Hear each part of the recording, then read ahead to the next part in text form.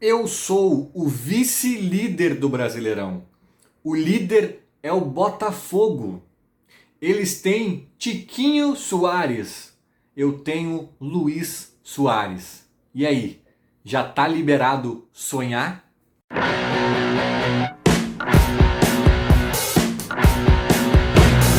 Começando mais um conteúdo pós-jogo, né? Sempre com a força da Esportes da Sorte. Aposte em quem aposta no Grêmio. Eu coloquei 10 pilinha hoje na Esportes da Sorte para 2-0 pro Grêmio. Errei, ainda bem que errei bonito, né? O Grêmio abriu a porteira e tocou 5 no Coritiba. 5-1 pro Grêmio na Arena. E o Grêmio aproveitando o tropeço. Não dá para dizer bem tropeço, é tropeço porque foi em casa, né? Mas aproveitando a derrota do Palmeiras, então vice-líder, para o líder Botafogo em São Paulo, o Grêmio acaba assumindo a vice-liderança do Brasileirão. Quero só abrir um parênteses aqui antes de falar do jogo especificamente, porque eu acho que foi muito válido. Aliás, até esse parênteses se mistura um pouco com o jogo, porque eu quero fazer um elogio aqui a Renato Portaluppi. Eu acho que o Renato hoje, é até difícil hoje eleger um craque do jogo, né? O Soares mais uma vez foi monstruoso, o Bitelo é um fenômeno, e o Grêmio teve outros nomes, Kahneman, enfim, Reinaldo foi muito bem hoje, Vija Sante, né? Tá virando uma figura essencial para o Grêmio nessa temporada. Então tem muita gente aí nessa lista, mas eu me atreveria a dizer que talvez o Renato tenha sido o craque do jogo. Por quê? Porque a atuação dele foi muito boa na partida e no pós-partida, né? Durante o jogo o Renato, eu acho que enxerga ali algum problema no Grêmio, ele consegue voltar para o segundo tempo sem mexer no time, de certa forma ajustando essas questões que ele observa, e depois ele até muda durante a partida a formação do time. Isso não é algo tão simples de ser feito, e o Renato tem conseguido com certa, não digo tranquilidade, mas com fluidez, né? Ele está conseguindo trocar esquemas de jogo durante a temporada e hoje, durante o próprio jogo, de uma forma muito competente. Palmas para o Renato, né? Quando a gente criticava a falta de repertório, a gente se incomodava com os Renatetes, e agora cá estou eu me incomodando com a galera que tem ranço com o Renato, porque esse sou eu, né? Eu tenho que criticar e elogiar quando eu acho, e ele está indo bem no que diz respeito às questões de campo. E fora de campo, cara, o Renato simplesmente deixa claríssimo, claro e evidente que tem coisa acontecendo sim com o Soares. Obviamente não é da alçada dele especificar, né, entrar na minúcia da coisa, mas ele deixa mais do que claro, ele diz textualmente para não crucificar jornalistas, né? O Diego Torbes lá, o cara que foi uns que deflagrou ali a questão do Soares, né? De que alguma coisa estava acontecendo, o Gabardo mesmo da GZH, enfim, né, cara, ele deixa bem claro, tem coisas acontecendo. Assim, não é para crucificar os jornalistas, porque sim, tem coisas acontecendo, até porque tem coisas acontecendo, e ele fala disso mais de uma vez, deixa muito claro, né? Então quem aí entrou correndo no discurso do Calef, que, repito, eu acho que não teve mentiras no discurso do Calef,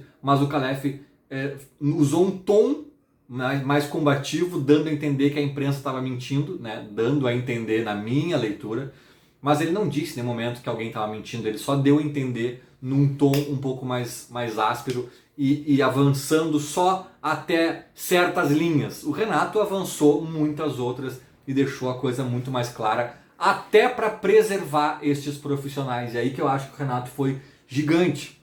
O Renato só abriu um pouquinho mais de uma informação ou duas para preservar esses profissionais. Isso ficou muito claro. O Renato teve um ato ali de empatia ou de humanismo, sei lá qual é a palavra, sabe? Então eu achei ele gigante nesse quesito, e assim, e só o Renato poderia ter feito isso, né? Se fosse qualquer outro treinador, não teria envergadura para se meter nesse vespeiro, porque é um vespeiro que envolve diretoria do Grêmio, envolve um jogador do tamanho de Luiz Soares, envolve talvez conversas internas, até que ponto a gente vai abrir essa história, até que ponto a gente vai, né, debater apenas internamente. Mas tem um cara que pode dizer assim, não, só um pouquinho, mas Mas esse pingo no i aqui eu vou colocar. Esse cara é Renato Portaluppi e ele fez. Ele poderia não ter feito também. E ele usou o microfone e fez questão de fazer. E aí eu acho que esses jornalistas devem estar mais aliviados, né? De tipo, tá gente, calma, não é pra esse auê todo. E eu mesmo, que fui crucificado porque achei esquisito o tom do Calef, tá aí. Quem quiser continuar me crucificando, crucifica. Mas eu acho que as próprias palavras do Renato de hoje dão a entender que sim, o tom do Calef pode ser considerado esquisito, sim. Claro, pode ter gente que amou também, tá tudo certo, democracia é isso, pode amar, pode achar esquisito. Agora, crucificar, porque como se o Calef tivesse sendo o grande defensor do Grêmio contra a imprensa malvada, o próprio Renato disse, não gente, neste caso, não é bem isso. E para fechar esse parênteses, né, dizer que, eu me dou muito mal por conta disso, sabe? Porque eu sou um cara muito... Alguns vão dizer em cima do muro. Não, cara, eu sou um cara de muita ponderação. Então, assim, eu não agrado a ninguém. Que nem eu falei, eu critico o Renato, desagradando muita gente. Daqui a pouco eu faço elogios rasgados ao Renato, a nossa estátua e tal, desagradando outras pessoas. E assim a gente vai, entende? Eu não fico na polarização, num polo aqui ou ali, né? E isso, talvez, essa ponderação desagrade, porque as pessoas gostam mesmo de radicalismo, né? E é curioso até falar isso porque na Rádio Gaúcha, no jogo de quinta, quando o Andrezinho me menciona meu tweet, né? Que foi ali que a coisa também cresceu um pouco pro meu lado, ele chega a fazer uma ponderação assim, ó, o Lucas Von, conselheiro do Grêmio, eu sigo ele, é um cara que tem posições bem interessantes sobre futebol, e daí ele faz uma vírgula. Embora, às vezes, também critique demais a imprensa, mas talvez, enfim, tá no papel dele, papapá, mas desta vez, olhem o que ele disse, né? E aí ele falou lá que eu achei o tom do Calef um pouco esquisito, e combativo, e etc. Então tu vê, o Andrezinho mesmo me elogiando, fala assim, mas tem que lembrar que o Lucas Von, de vez em quando, bate demais na imprensa, né? Então é isso, cara. A imprensa não me ama porque volta e meia eu bato mesmo, no que eu critico o que eu acho que tem que ser criticado. E tem torcedor também que pega no meu pé porque volta e meia eu concordo com a imprensa. Eu digo, não, cara, isso aqui eu acho que realmente está acontecendo, né? Então as pessoas querem o quê? Elas querem o 8 ou o 80. E aqui, desculpa, mas tu não vai encontrar isso porque eu tento, obviamente, sempre defendendo os interesses do Grêmio e preservando o Grêmio sempre que está ao meu alcance também. Mas em algumas leituras mais básicas eu tento enxergar o que eu estou vendo. Por exemplo, continuo achando que o Grêmio precisa de goleiro. Alguém pode dizer, tá querendo criar crise do Grêmio, vice-líder, 5-1, não sei o que. Cara, eu acho, né? Teve uma bola ali que o Curitiba cabeceou na pequena área de novo. Aliás, o Grêmio faz duas boas defesas boas, assim, o cara chutou em cima dele também, né? Na televisão, eu não fui no jogo hoje, não consegui ir. Na TV o cara falou, milagre, não sei o que.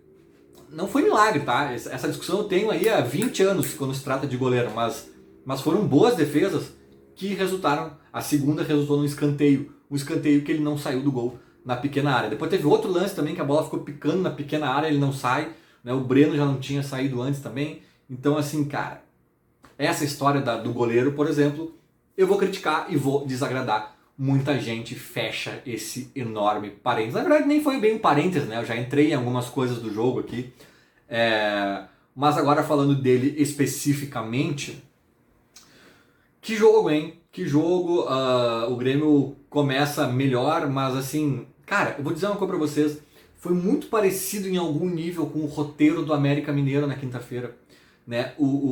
Quem viu o pós-jogo aqui que eu fiz na quinta, vai lembrar que eu falei, o Grêmio começa, na minha opinião, melhor, ligeiramente melhor, né? Um pouquinho mais de chance, talvez, as chances um pouquinho melhores, mas numa trocação muito mais franca do que eu gostaria.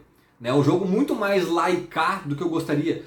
E talvez no jogo de hoje até um pouquinho mais, sofrendo um pouquinho mais chances de gol do adversário do que contra o América. Né? Mas, curiosamente, a gente sai perdendo no jogo de quinta. Né? No jogo de quinta, eu acho que o Grêmio estava ligeiramente melhor e eles acham aquele gol no escanteio, que eu já falei, bola na pequena área, aquela coisa toda. Aí no jogo de hoje o Grêmio até sofre um pouquinho mais e aí dessa vez o Grêmio sai na frente, né? Mas assim, merecido, o Grêmio estava em cima também, estava criando chances.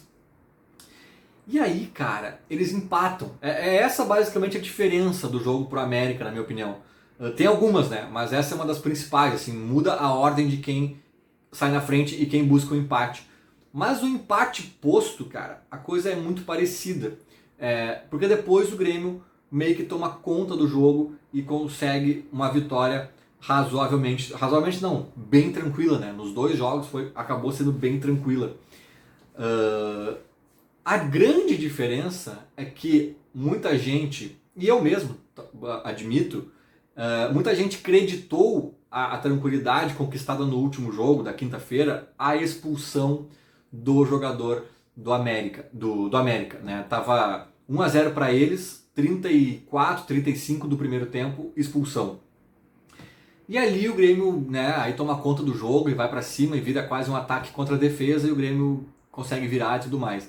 Mas eu disse no vídeo pós-jogo, cara, eu tenho a sensação de que o Grêmio talvez conseguisse a virada, um 2-1 pelo menos, mesmo 11 contra 11.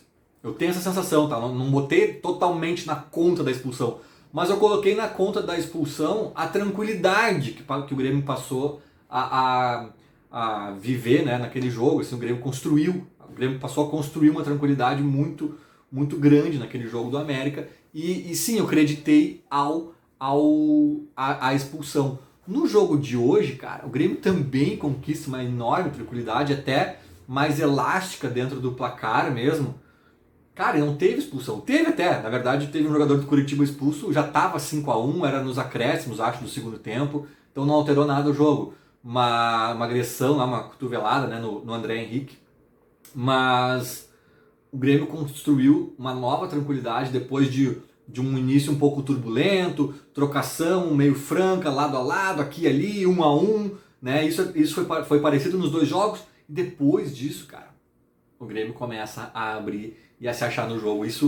O jogo de hoje dá indícios de que talvez o jogo de quinta, de fato, o Grêmio poderia ter feito algo parecido e mesmo sem a expulsão do adversário ter conquistado esse placar. Porque, cara, o Grêmio, né, talvez até usufruindo, se utilizando um pouco do nervosismo do Coxa, que está na lanterna. O Coxa não é um time tão ruim, na minha opinião, para estar na lanterna. Eu acho até que para brigar por rebaixamento, sim, é um time frágil, mas para lanternas, né, é que eu tava pensando nisso também. Eu acho que esse ano tem tanto time grande na Série A, né? Não tem aqueles 8 times pequenos ali, aí vamos sortear aqui e ver quem vai agonizar lá, né? Não, cara. A maioria é time grande, time médio, time com o próprio Coxa, um time com tradição, campeão brasileiro de 85, ano que eu nasci. Então assim, cara, vamos combinar, né? Que tipo, o Coxa tem lá uma tradição, não é sei lá, tem anos ali que tem uns lanternas que são saco de pancada. O Coxa vai arrancar uns pontinhos da galera, podem ter certeza. Mas o Grêmio conseguiu tocar 5 nos caras, sem expulsão, 11 contra 11. Né? Bitelo, Vija Sante, todo mundo muito bem. Soares, já falei aqui, né, no início do vídeo. E eu acho que isso é um mérito do time, mentalmente, né? O time que não se abalou quando sofreu o gol de novo. Dessa vez foi um gol de empate, não foi, né, 1-0 para os caras, mas de novo o Grêmio toma o gol e não se abala, né? E também eu acho que o mérito do Renato, né? O Renato consegue ajeitar, sobretudo no jogo de hoje, que eu acho que no jogo de hoje o Grêmio estava um pouco pior, assim, né, que no último jogo. E o Renato consegue dar uma ajustada no andar ali da carruagem e o Grêmio se acha mais em campo. Também é verdade que ajudou muito o Grêmio ter conseguido marcar tão rapidamente no segundo tempo, né? Mas já foi um segundo tempo que começou com o Grêmio mostrando, opa, tem alguma coisa diferente. Eu acho que o Renato ajustou alguma coisa. O Grêmio está um pouco mais ligado, porque aquela formação com Vina, Cristaldo e Soares, eu acho que torna o time um pouco pesado ali na frente, né? O Vina, até no final, ele perde um gol que poderia ter dado um ânimo ali para ele, mas o Vina parece que não estava se achando muito e tal. Às vezes o Cristaldo também se perde nessa formação, assim. Então a coisa não estava encaixada, mas o Renato consegue mudar a fotografia do time mesmo sem mexer em peças, e isso é dedo de treinador. Enfim, né, gente? Como eu comecei o vídeo dizendo, já dá para sonhar? Somos vice-líderes, sendo que o líder é o Botafogo, um time que não é um time milionário, não é um time de grandes estrelas, é o time de Tiquinho Soares, né? O Soares deles é o Tiquinho, o nosso é o Luisito. E, cara, inegavelmente o Botafogo é um bom time, né? Ninguém faz a campanha que eles estão fazendo até o momento, 1/3 já de campeonato já rolou, por mera sorte. Mas eu também não acho que é bom o suficiente para ser campeão. Então daqui a pouco esse Botafogo vai cair na real. Acho que já construiu bastante para garantir Libertadores, mas para título talvez a coisa ainda mude de figura. E o Palmeiras, obviamente, apesar do tropeço de hoje, está na briga. O Flamengo tem um elenco que sempre o coloca na briga. Então vamos acompanhar, né, cara? Vamos acompanhar porque tem um time chamado Grêmio Futebol Porto Alegrense que, sim senhor, sim senhora, também está nessa briga. Sem falar na Copa do Brasil, competição em que somos, né, penta, né, somos o time que ainda está vivo, né, de maior tradição ali na competição, e são 6 jogos. São 6 jogos, sendo 2 contra o Bahia, que é um time da segunda página do Brasileirão. Claro que tudo pode acontecer, mas, né, em tese é um jogo mais ganhável, é um duelo mais ganhável, digamos assim, mais, né, não vou dizer tranquilo, mas em relação a Flamengo, a Palmeiras, sim, é mais tranquilo. E depois, se passar pelo Bahia, são mais 4 jogos, cara. E até mesmo essa campanha no Brasileirão, eu acho que ajuda um pouco na Copa do Brasil, na questão do ânimo, da confiança, né? Enfim, cara, a bola de neve, ela acontece pro bem e pro mal. E se pega tração, às vezes a coisa vai no embalo e fica difícil de segurar. Feito, era mais ou menos isso. Falou, abraço.